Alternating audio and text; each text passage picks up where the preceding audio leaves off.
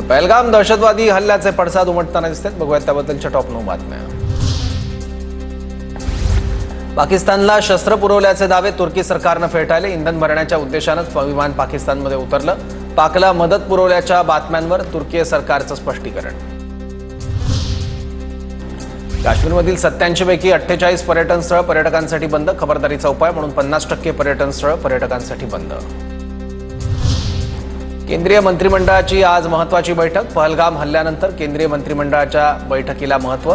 पंतप्रधान मोदी आणि अमित शहांच्या उपस्थितीत बैठक होणार। राहुल गांधींचं पंतप्रधान मोदींना पत्र। संसदेचं विशेष अधिवेशन बोलवण्याची पत्रातून मागणी। सिंधू पाणी करार रद्द झाल्यानंतर पाकिस्तानमध्ये मोठ्या हालचाली। उपपंतप्रधान परराष्ट्र मंत्री मोहम्मद इशाक दारच्या उपस्थितीत बैठक।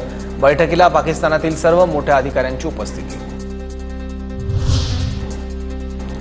पाकिस्तानचं हवाई क्षेत्र उद्यापर्यंत बंद राहणार। पाकिस्तानी वायुसेना अभ्यास करणार असल्यानं निर्णय। इतर देशातील विमानांना पाक हवाई क्षेत्रातून जाता येणार नाही। मेडिकल व्हिसा असलेल्या पाक नागरिकांना आज भारत सोडावा लागणार। पहलगाम हल्ल्यानंतर दोन्ही देशांकडून नागरिकांना मायदेशी परतण्याच्या सूचना। पहलगाम हल्ल्यानंतर अडकलेल्या पर्यटकांना परत आणण्यासाठी राज्याच्या तिजोरीतून 64 लाख खर्च। पर्यटकांना परत आणण्यासाठी गिरिकंद ट्रॅव्हल्स कंपनीकडून विमान व्यवस्था।